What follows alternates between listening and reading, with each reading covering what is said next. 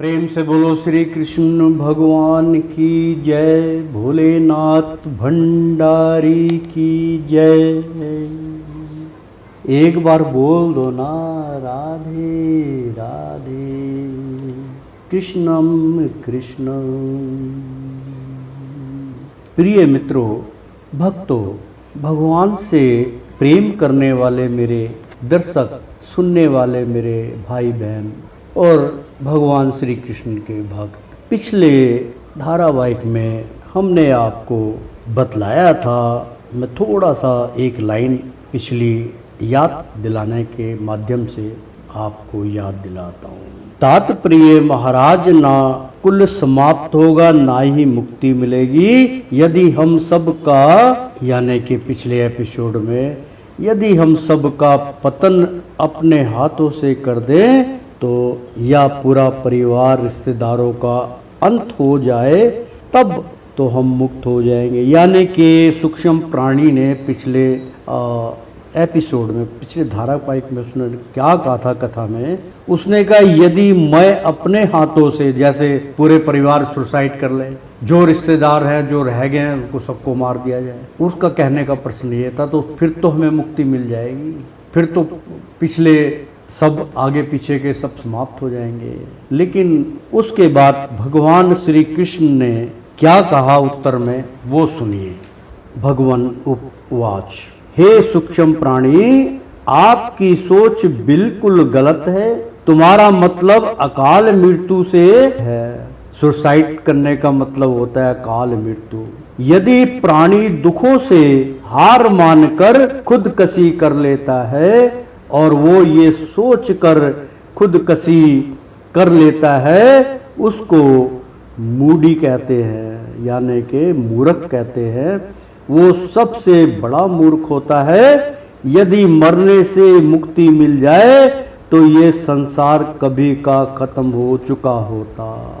केवल शरीर नाशवान होता है, वो समाप्त हो जाता है, और आत्मा अजय अमर है, वो मुक्त कहाँ से हो गए। शरीर छोड़ने से इंसान मुक्त नहीं होता, मुक्ति तो आत्मा की होती है, सूक्ष्म देह की होती है। तो भगवान ने बड़े सरलता से बतलाया, और आत्मा अजय अमर है तो मुक्ति कहाँ से मिलेगी। जिस कर्म को अधूरा छोड़कर आप चले गए, उस कार्य को पूरा करने के लिए आपको फिर से जन्म लेना होगा। यही सृष्टि का नियम है। क्योंकि जो पूर्वज आपके छोड़ के चले जाए, अगर आपने अपने परिवार का सब, पूरे परिवार, यानी कि रिश्तेदारी जो होती है, यानी कि उसमें पुत्री होगी, पुत्र हो गया, मामा मामी, चाचा चाची, ताऊ ताई, मतलब जो भी रिश्तेदारी बनती है, वो सब कैसे पतन कर लोगे, सबको कैसे मार दोगे। आप सपरिवार अगर आप अपने सुसाइड कर लेते हो तो सबसे बड़ी मूर्खता होती है। आपको ज्ञात होगा, एक ये दिल्ली की बात है कि दिल्ली में एक ही परिवार में, वो नथुपुरा की बात है, वहाँ पर एक ही परिवार के 7-8 लोग थे, 10 लोग थे, कितने 11 लोग थे, सब ने सुसाइड कर लिया था, दूसरे दिन लटके हुए पाए गए थे। वो आध्यात्मिक ज्ञान से जुड़े हुए थे, किसी गुरु की शरणागत में थे, उनको मिसगाइड किया गया और वो सुसाइड करने के पश्चात उनको बतलाया गया कि आपको ये प्राप्त हो, कुछ नहीं प्राप्त होगा। मृत्यु के पश्चात जिस शरीर ने, जिस मन ने आपको ये प्रेरणा दी है, उस मन का अस्तित्व समाप्त हो जाता है। शरीर पांचों तत्व में मिल जाता है। असहाय बेसहारा केवल सूक्ष्म प्राणी रह जाता है, आत्मा। उसको किसी से कुछ लेना देना नहीं। मृत्यु के पश्चात जो नियम से बंधी हुई है, परमात्मा ने बांधा हुआ है, वो सब भोगना ही पड़ता है। तो ऐसे कर्म करके प्रेत जूनी प्राप्त होती है, फिर आत्मा भटकती रहती है, उसको कहीं भी स्थान नहीं मिलता, ना मुक्ति मिलती और ना मोक्ष प्राप्त होता है। इसलिए अगर परमात्मा ने बतलाया कि जीवन काल में जब तक प्राणी का पूरा पीढ़ी, मान लीजिए 10 पीढ़ी से आपकी चली आ रही है पीछे से, या 15 पीढ़ी चली आ रही है, वो पीढ़ियां चलती आ रही है, जब तक सारी पीढ़ियों का स्वर्नाश नहीं हो जाएगा, तब तक आदमी को मुक्ति प्राप्त नहीं होती। और उसका तात्पर्य कहने का प्रभु का ये है कि आप उस कतार से निकल जाइए। एक ही मार्ग बतलाया भगवान श्री कृष्ण ने कि आप उस महाजाल से निकलना चाहते हो तो बड़ी ही सरल विद्या है, आपको परेशान होने की कोई आवश्यकता नहीं है। आप केवल थोड़ा सा सोच लीजिए, यदि आप इस भव सागर को पार करना चाहते हैं, आप इस संसार में जीवन मृत्यु से तंग आकर आप जीवन मृत्यु से मुंह मोड़ना चाहते हैं, जीवन मृत्यु से आपके दोबारा इस संसार में ना मेरा जीवन हो और ना मेरी मृत्यु हो, जीवन मृत्यु से छुटकारा पाने के लिए आपको मोक्ष प्राप्त करना पड़ेगा, सहज ही मुक्ति प्राप्त हो जाएगी। कैसे? कि आपको किसी प्रमाणिक गुरु की शरणागत में जाना होगा। वो गुरु इतना प्रमाणिक और सच्चा होना चाहिए जिसके मन के अंदर आपके प्रति प्रेम के अलावा कुछ ना हो, उसके मन में विचार उत्पन्न ना हो कि मैं इससे ये ले लूँ, मैं इससे वो ले लूँ। जो राजगुरु जो बन के बैठे होते हैं उनके पास अरबों की दौलत होती है, भंडारा चलता, सब चलता, लेकिन संतों का काम है, गुरुओं का काम है, उन्होंने दौलत का क्या करना, उन्होंने तो ज्ञान बांटना है।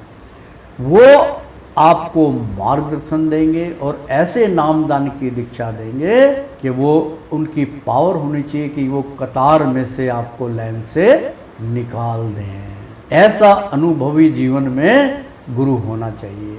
और मैं आपको एक बात बतला देता हूँ, आप कोई भी सुनने वाला, समझने वाला, मुझ पे किसी किस्म का शक मत करना कि ये गुरु जी जो है आचार्य हैं, ये कथा अच्छी बातें हैं, ज्ञान भी देते हैं, लेकिन प्रमाणिक होता है। मैं इसका एक प्रमाण देना चाहता हूँ। आप मेरे मित्रों में एक मेरा मित्र था जो मेरी शरणागत में आया और उसने 7-8 साल तपस्या करी कि गुरुदेव मुझे दीक्षा देनी है, मुझे आपसे दीक्षा लेनी है, मुझे आपसे दीक्षा लेनी है। अन्यथा उन्होंने दीक्षा पहले ले चुके थे लेकिन फिर भी उनका मन नहीं माना।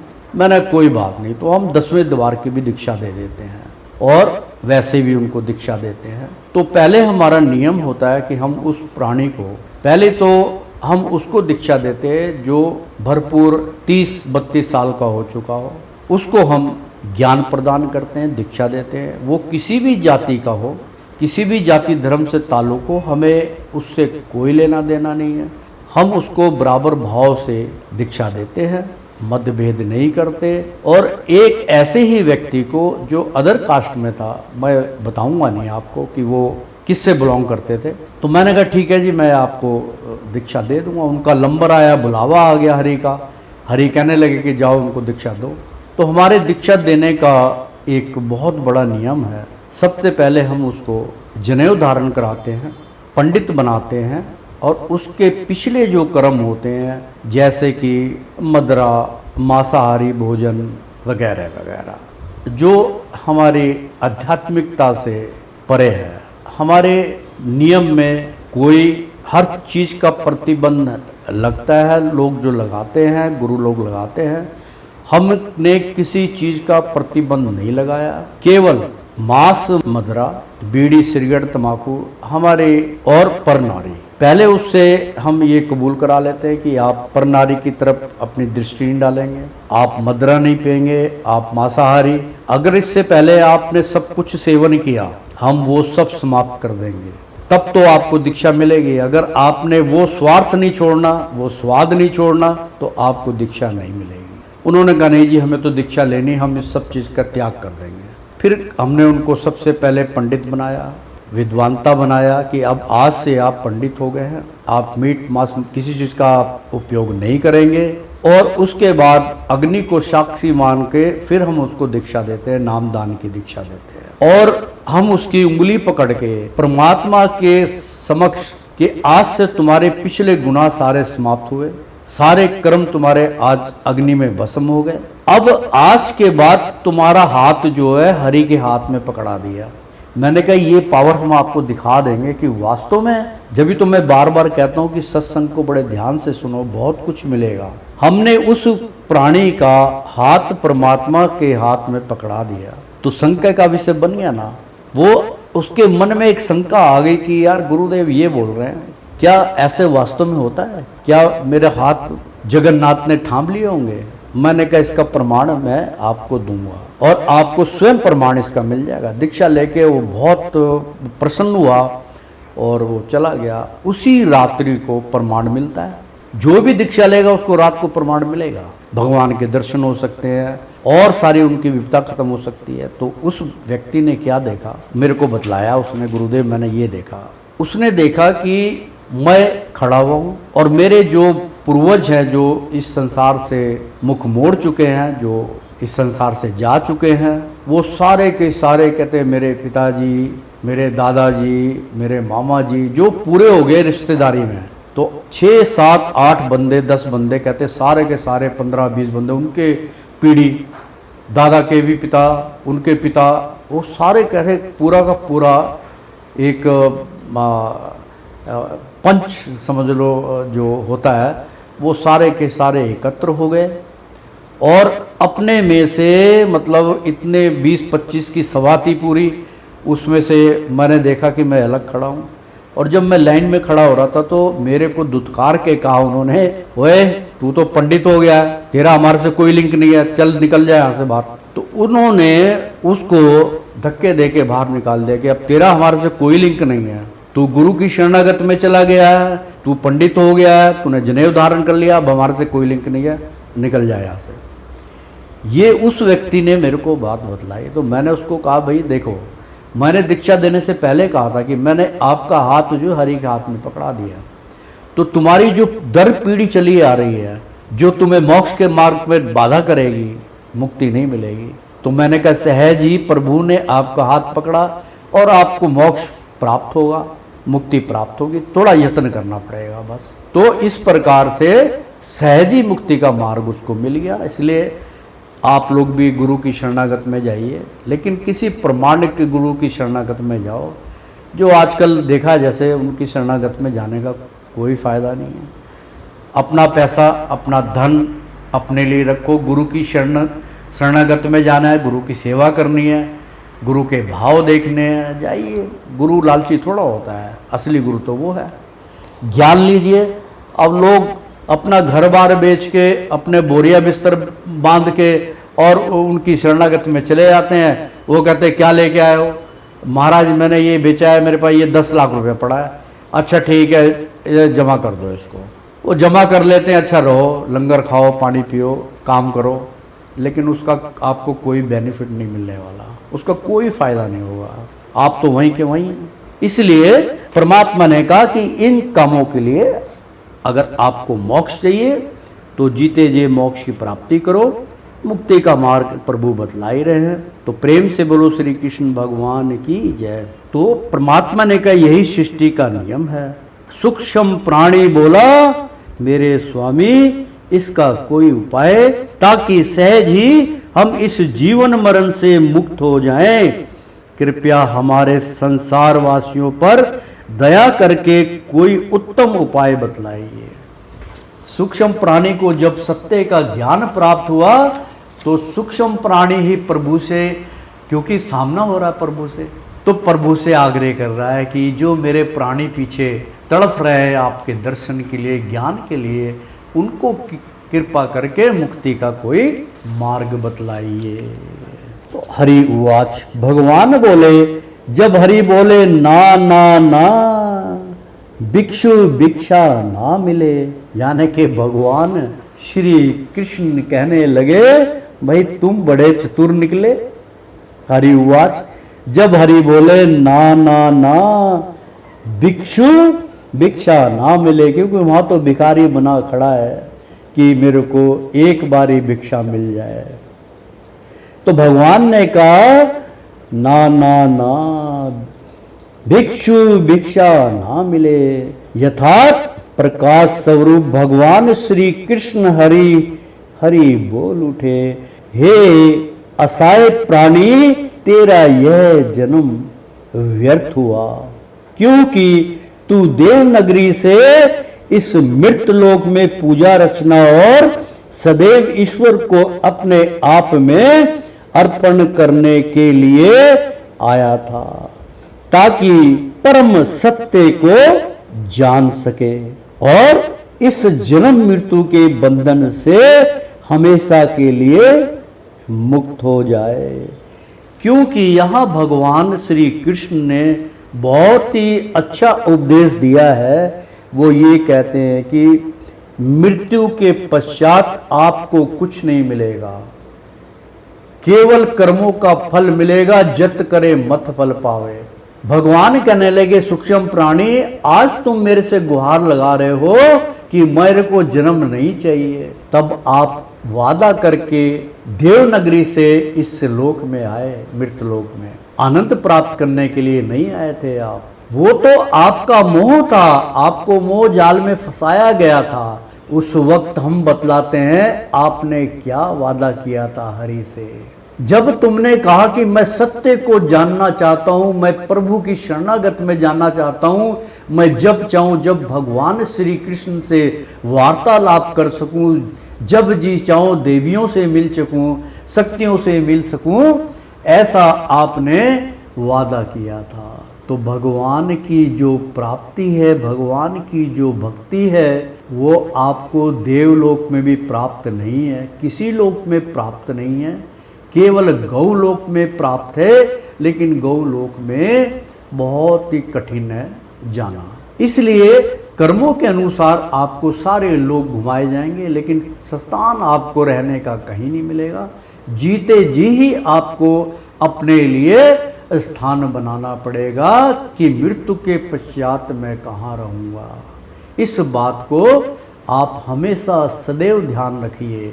जीवन काल में जो कुछ आप बना रहे हैं, क्या कभी सोचा है कि आपका जीवन अंत हो जाएगा, तत्पश्चात आप कहाँ रहोगे? भटकेगी ना आत्मा। ज़्यादा से ज़्यादा अच्छे कर्म करोगे तो पितरलोक पहुँच जाओगे, वहाँ भी याद आएगी, बच्चों की, फैमिली की, सबकी याद आएगी। इसलिए जीते जी अपने लिए स्थान बना लो। यदि आप इस संसार में मान लीजिए कि राजकोट में जाना चाहते हो कि भाई मुझे किसी चीज़ की कमी ना हो, तो उसके लिए भी तो प्रयत्न करना पड़ेगा जीवन काल में। जीवन काल में मोह माया को छोड़ दीजिए, प्रभु से निगाह लगा दिए और एक ही आस रख ली कि प्रभु अगला जन्म जब मेरा होगा तो मैं धन अर्जित में रहूं, मैं धन से भरपूर रहूं। आपको अगला जन्म वही राजभोग मिलेगा, लेकिन प्रयत्न तो आपको जीवन काल में रह के करना पड़ेगा। आप कहते कि यार मैं शीतल नगरी में जाना चाहता हूँ, मुझे चंद्रलोक प्राप्त हो, तो चंद्रलोक की कल्पना कीजिए। यहाँ कौन करता है? तो कहता आज क्या बनाया भाई? क्या साग बनाया? अरे सुहा साग बनाया, तो ऐसा करियो दाल बना दे, चूरमा बना दे, फलान बना दे, ढिमकान बना दे। जो मांसाहारी हो कहेगा माँ ये बना ले। तो स्वार्थी के अंदर और स्वाद के अंदर जीवन व्यतीत कर रहा है, तो उसको क्या मोक्ष से लेना देना? वो जैसे कर्म करेगा वैसे उसको फल प्राप्त होगा।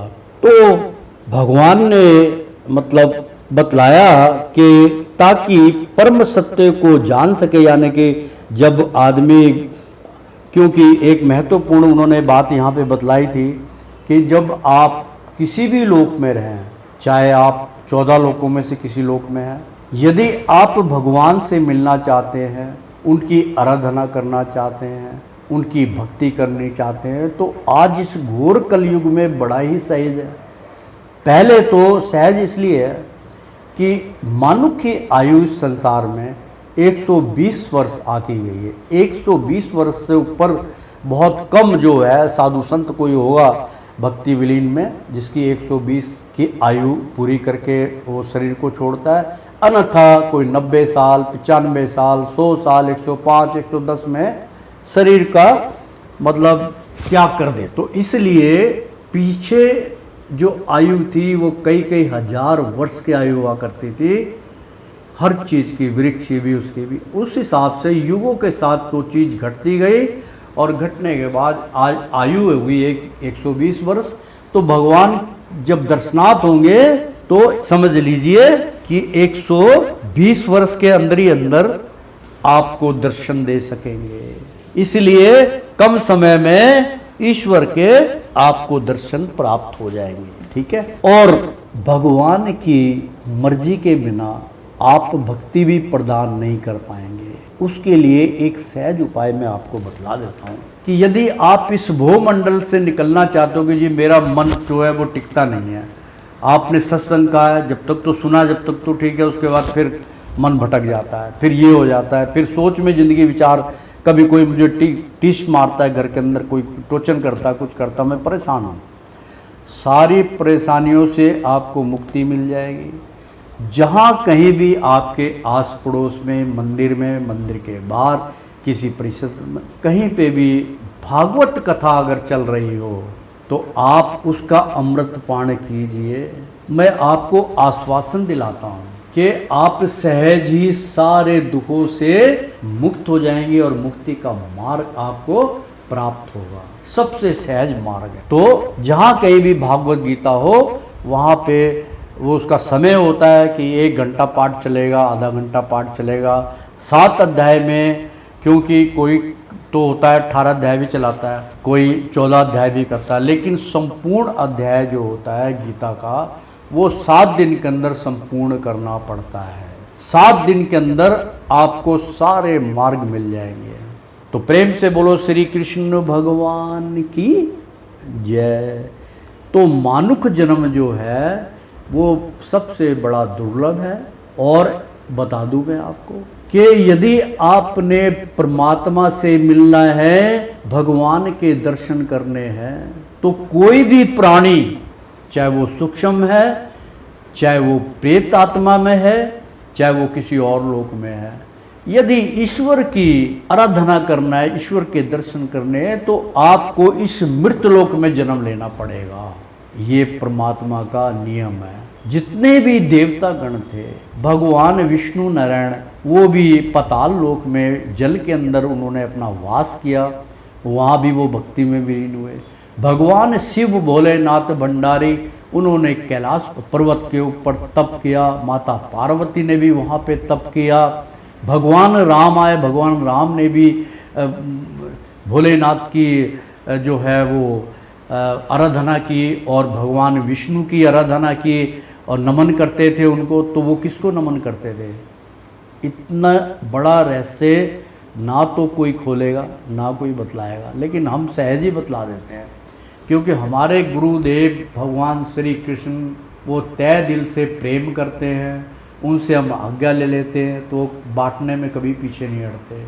मैं वो रहस्य बतलाने वाला हूँ कि आपको, मेरा जहाँ तक विचार है कि ना तो कभी सुनने में मिला होगा, ना ही कभी आपको वो प्रकट हुआ होगा। तो भगवान कहने लगे कि आपने रामायण देखी होगी, रामायण आपने सुनी होगी, पढ़ी होगी, गीता पढ़ी होगी, सुनी होगी, और भोलेनाथ की भी जो है पुराण आपने पढ़े होंगे, धर्मशास्त्र भी छाने होंगे। लेकिन जो बात मैं आज आपको बतला रहा हूँ ये मिथ्या नहीं है। अगर ये बात आपके अंदर समझ आ गई तो समझ लीजिए आपको हरि दर्शन प्राप्त हो गए। कोई नहीं रोक सकता कि आपको जीवन काल में दर्शन ना मिले।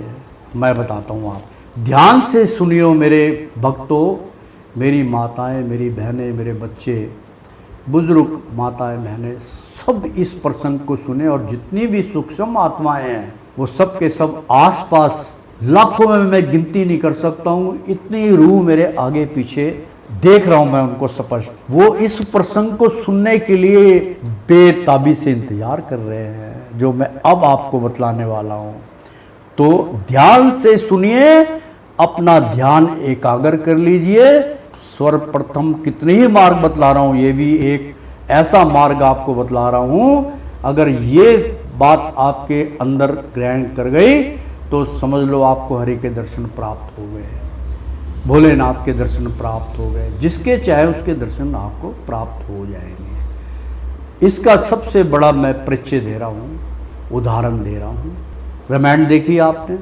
रामायण के अंदर भगवान राम स्वयं विष्णु अवतार थे। कई लीलाएं उन्होंने की, विष्णु अवतार में भी दिखाया उन्होंने, दूसरे रूप भी दिखाए, धनुष भी तोड़ा, मतलब सारे परिक्रमा जो दुनिया में कोई नहीं कर सकता तो उन्होंने करके बतलाया। लेकिन उनके परिवार में, राजा दशरथ के पूरे परिवार में, अयोध्या में, वहाँ पे पूजा किसकी होती थी? आपने देखा होगा भगवान विष्णु की ही वो पूजा करते थे। 4 भुजा वाले भगवान के दर्शन बड़ी दुर्लभ से होते हैं। चार भुजा में उनके दर्शन होते थे, उनकी पूजा अर्चना करते थे। और भगवान राम जो थे वो भी विष्णु की पूजा किया करते थे, भोलेनाथ की पूजा किया करते थे, शिवलिंग बना के उस पर जल अर्पण करते थे, फूल करते थे और सारा कार्य शुभ कार्य करने के लिए वो चल देते थे। तो ये बतलाइए, जब स्वयं राम ही विष्णु थे तो वो किसकी पूजा करते थे? ये रहस्य मैं आज आपके सामने खोल रहा हूँ। क्योंकि स्वयं उनके अंदर विष्णु विराजमान थे, इसलिए वो अपने अंतर्कण, अपनी आत्मा का स्वरूप सामने लाके उनकी आराधना किया करते थे। तो आपके अंतर्कण में, आपकी आत्मा के अंदर कितनी परतें हैं आप गिन नहीं सकते।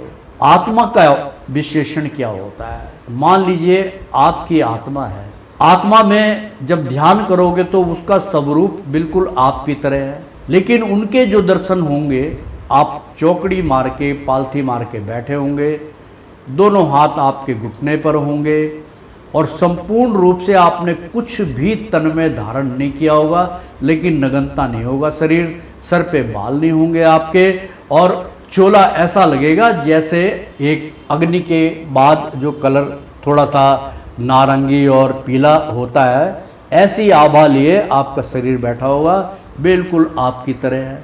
उसके आप दर्शन कीजिए तो उसका भी भेद, आप संपूर्ण भेद नहीं जान पाओगे, लेकिन फिर भी मैं ऐसा अनमोल जो रतन आपको दे रहा हूँ उसको ध्यान से सुनिए। उस आत्मा के अंदर भी एक आत्मा है और उसके अंदर भी एक आत्मा है जिसका अंत नहीं है, तो वहीं तक सीमित रखिए आप।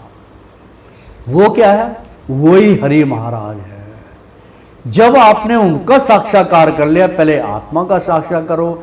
जब आत्मा का साक्षात्कार हो जाएगा तो आपको ज्ञान की प्राप्ति होगी, समझे? ज्ञान की जब प्राप्ति होगी, उसके बाद जब आप आत्मा के दर्शन कर लेंगे, तत्पश्चात आप ध्यान लगाओगे तो आपको परम ज्ञान की प्राप्ति होगी। पहले आप ब्रह्मा में विलीन होंगे, तत्पश्चात फिर पर ब्रह्मा में विलीन होंगे और फिर सीधा त्रिकुटी में चले जाएंगे, जहाँ चौकड़ी मार के प्रभु हमेशा आपका इंतजार करते हैं। ये प्रक्रिया जो है, आपको इधर उधर भटकने की आवश्यकता नहीं है। आपको इधर उधर, आप मंदिर में जाइए, मंदिर हमारा इष्ट है, हम जाएंगे, मत्था टेकेंगे, प्रभु से आस लगाएंगे। आप कहीं भी बैठ के आप आसन लगाइए, कहीं भी बैठिए, जरूर नहीं कि आप मंदिर में बैठिएगा, मंदिर तो पूजा स्थल है। जोत बत्ती कीजिए, वो कर दिए, फिर एकांत में बैठकर आप ध्यान लगा दिए जहाँ आपको कोई डिस्टर्ब ना करे। तो प्रेम से बोलो श्री कृष्ण भगवान की जय। इसलिए आत्मा का साक्षात्कार यदि आप कर लेते हो तो परमात्मा के दर्शन हो जाएंगे। उतना ही प्रेम करना है जितना आपको अन्न से प्रेम है, जितना आपको जल से प्रेम है, जितना आपको वायु से प्रेम है, जितना आपको धरती से प्रेम है, जितना आपको आकाश से प्रेम है, जितना आपको प्रकाश से प्रेम है, पांच तत्व से जो प्रेम है, ऐसे ही प्रेम प्रभु से कीजिए आप। देखो दर्शनार्थ होते कि नहीं होते। और जैसे मर्जी, और ज़्यादातर वो बालक रूप में आएंगे, आपसे बात करके चले जाएंगे, बाद में आपको पता चलेगा कि यार कौन आए थे। तो प्रभु ऐसे आपसे खेल करते हैं। तो सारी जिंदगी एक, कहने का मतलब भगवान ने जब बतलाया, और इस जन्म मृत्यु के बंधन से हमेशा के लिए मुक्त हो जाए। जो मैंने जहाँ से छोड़ा था कि भगवान ने, मैं दोबारा एक बारी फिर ज्ञान प्रदान करता हूँ। क्योंकि तू देवनगरी से इस मृत लोक में पूजा रचना और सदैव ईश्वर को अपने आप में अर्पण करने के लिए आया था, ताकि परम सत्य को जान सके और इस जन्म मृत्यु के बंधन से हमेशा के लिए मुक्त हो जाए। परंतु तू सारी जिंदगी एक अहंकारी स्वरूप को ही ईश्वर मान कर बैठा और अपना जीवन मिथ्या कर डाला। अहम अहंकार के स्वरूप को लेकर तू अंधेरी बगिया में फूल खिलाता रहा और अंधों की तरह इस संसार के तीनों गुणों के कारण चलने वाले मूर्ख प्राणी अब मुझसे दया की भीख मांग रहा है। यदि समय से पहले किसी मार्गदर्शन गुरु की शरणागत में गया होता तो आज भिक्षा मांगने की नौबत नहीं आती। नाम सुमरण से ही मेरी शरणागत तेरी इच्छा के अनुसार तुझे मृत्यु के पश्चात प्राप्त हो जाती, परंतु तेरे गुनाहों के कारण तेरे गुनाहों का चिट्ठा खुल गया है, इसलिए तुझे भिक्षा नहीं मिलेगी। हाँ, यदि जीवन काल में रहकर मेरे दर पर आकर माथा टेकता, नाक रगड़ता, तो मैं तुझे क्षमा की भीख देकर तेरा जीवन मैं सफल कर देता, तेरे जीवन के अंदर खुशियां भर देता। इतना सुनकर सूक्ष्म प्राणी सुनकर त्राही माम कहकर कहने लगा, प्रभु मेरे गुनाह क्षमा कीजिए। इतना सुनकर हरि मुस्कुरा कर बोले, हरि उवाच ना ना तुझको भिक्षा ना मिले, अब तो तुझे प्रेत जूनी में भटकना पड़ेगा।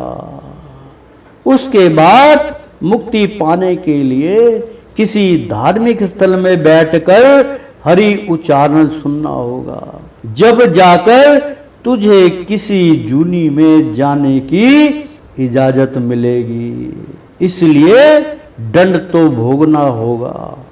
इतने वचन सुनकर सूक्ष्म प्राणी देह त्याग करने से पहले कहने लगा कि स्वामी आपका निर्णय हमें मजबूर करता है और हम आपके निर्णय का अपमान ना करके जो आपने हमें निर्णय किया है वो हमें मंजूर है। कृपया करके प्रभु इतना और ज्ञान प्रदान करने की कृपा करें कि कौन से कर्म करने से प्राणी के प्राण अंत के बाद प्रेत जूनी प्राप्त होती है। यदि प्रेत जूनी प्राप्त हो भी जाए तो उसका संपूर्ण निवारण कैसे होगा। इतना कहकर प्राण पखेरु हुए और हरि नारायण अंतर ध्यान हुए। यानी कि प्राणी ने कहा कि प्रभु कौन सा हमारा मार्ग ऐसा है, यानी कि जो 9 द्वार है उसमें से कौन सा द्वार ऐसा है जिससे प्राण निकलने से प्रेत जूनी प्राप्त नहीं होती, या उस कर्म से प्राप्त जूनी प्राप्त होती है जिसमें प्रेत जूनी में हमें भटकना पड़ता है, तो उसका निवारण आप बतलाइए। सूक्ष्म प्राणी जो भगवंत से सभी सूक्ष्म देहधारियों के लिए दया की भीख मांग रहा है। सूक्ष्म प्राणी मृत्यु के पश्चात भी इस भव सागर में रहने वाले प्राणियों की तरफ से उनके लिए वो कुछ अरदास कर रहा था, कुछ मांग रहा था प्रभु से, ताकि मैं तो चला गया, मेरा तो सब कुछ लुट गया, मुझे तो जूनी में भुगतना पड़ेगा। बाकी जो इस वक्त में मौजूदा इस संसार भूलोक में है, कम से कम वो परमात्मा की वाणी सुन ले, और जो गुरुदेव आपको वाणियाँ सुना रहे हैं वो ही हरि की कृपा से माध्यम बना के वार्तालाप भगवान की आप तक पहुंचा रहे हैं। तो मतलब भगवान कहने लगे सूक्ष्म प्राणी जो भगवंत से सभी सूक्ष्म देहधारियों के लिए या जो स्थूल देह में वास कर रहे हैं दया की भीख मांग रहा था। हे जगत के स्वामी नारायण, प्रेत जूनी क्यों प्राप्त होती है और इसका क्या निवारण है? ऐसे कौन कौन से कर्म हैं जो जीवन काल में रहकर नहीं करने चाहिए, ताकि मानव को किसी लोक में स्थान मिल जाए और वो मरण उपरांत उसकी आत्मा प्रेत जूनी में ना जाकर उसे शुद्ध आत्मा स्वरूप संसार में या परे लोक में स्थान प्राप्त हो जाए। कृपया ज्ञान प्रदान कीजिए। यहाँ देखो कितना आनंदमय प्रसंग है, कितने प्रेम से भगवान आपको बतला रहे हैं, और सूक्ष्म प्राणी आत्मा स्वरूप आपके लिए कितनी गिड़गिड़ाहट कर रहा है और भगवान आपको बुला रहे हैं। ये प्रसन्न करना भी बहुत कठिन है, तो कृपया ज्ञान प्रदान कीजिए। तो जो इस प्रसंग को सुन रहे होंगे, मेरी माताएं, मेरी बहनें, मेरी बुजुर्ग जिनकी उम्र हो गई, वो बड़े प्रसन्न हो रहे होंगे कि क्या उपाय बतलाया जाएगा, जैसे उनके मन के अंदर आत्मा में किसी ने अमृत घोल दिया हो। तो दोस्तों, ये वाणी बहुत ही कहने का मतलब कि इसी को आप अनमोल वाणी कह सकते, इसी को अमृत वाणी कह सकते हो। तो भगवान से उन्होंने ये प्रश्न किया। तो ओम हरि उवाच, भगवान कहने लगे, या हरि नारायण को दया आ गई। आहा, इतने गिड़गिड़ाने के बाद भगवान हरि नारायण, भगवान श्री कृष्ण दया के पात्र बने और उनको दया आ गई और वो कहने लगे, सर्वप्रथम मैं हर प्राणी को बतलाना चाहता हूं कि प्रेत भूत क्या है। भूत प्रेत कई प्रकार के होते हैं और उनका अस्तित्व क्या है और क्या होता है। हम प्रेत को कैसे पहचाने, जिसके ऊपर से पर्दा कभी नहीं उठता, आज उठेगा, आज उससे पर्दा उठ जाएगा। आप जानते हैं, प्रत्येक प्राणी की यह इच्छा होती है कि वह प्रेत जूनी में ना जाए। प्रेत क्या है? प्रेत एक सोपन के समान होता है, देखा और लुप्त हो गया। बस इसी प्रकार से प्रेत होता है। जब भारी मन निष्क्रिय हो जाता है तो अंतर्कण मन जागृत हो जाता है। वो आपको तीनों कालों में ले जाता है। भूतकाल जो बीत चुका है, वर्तमान काल जो चल रहा है, भविष्य काल जो आने वाला है। मान लीजिए कई बार आप रात्रि के सफर कर रहे होते हैं तो सफेद खलियान यानी कि खेत खलियान, सफेद वस्त्र, बहुत मोनी, जैसे रूस कपास का खेत होता है वो वाइट लगता है, खेत खलियान में या जंगल में घूम रहे होते हैं। ये स्वप्न के अंदर की मैं बात बता रहा हूं, भगवान बता रहे हैं। तो वहां कई बार ऐसा भूत प्रेत की छाया आपको नजर आ जाती है। जानते हो क्यों? क्योंकि वहां आपका भारी मन निष्क्रिय हो जाता है और अंतर्कण मन जागृत हो जाता है। वो फिर सोपन समान हो जाता है। तो आप भटकती आत्मा को भली भांति देख सकते हैं, जो जीवन काल में रहकर केवल उस कर्म से जुड़े रहते हैं जो मिथ्या चला जाता है। हम जो भी कर्म करते हैं, चाहे वो अच्छा कर्म है या बुरा कर्म है, जैसे हमने भोजन किया तत्पश्चात या तो काम पर लग जाएगा, रात्रि के समय विश्राम कर लेगा और प्रातः काल मल मूत्र के रूप में त्याग कर दिया तो मिथ्या चला गया ना। तो हम सुमरन करते हैं वो भी मिथ्या चला जाता है। तो श्रीमन नारायण नारायण हरि हरि, ओ तेरी लीला सबसे न्यारी न्यारी, बोलो हरि हरि। ओ श्रीमन नारायण नारायण हरि हरि। प्यारे भक्तों, आज का धारावाहिक यही समाप्त होता है। अगले धारावाहिक में आपसे फिर मुलाकात होगी। जब तक के लिए आप सबको भगवान श्री कृष्ण नारायण व भगवान भोलेनाथ की और माता पार्वती जगदम्बे की तरफ से आपको संपूर्ण आशीर्वाद प्राप्त हो। कोरोना काल से आपको मुक्ति मिले, पूरे संसार को मुक्ति मिले, ऐसी हमने कामना की है और अरदास लगाई है। तो प्रेम से बोलो, एक बार बोल दो ना, राधे राधे।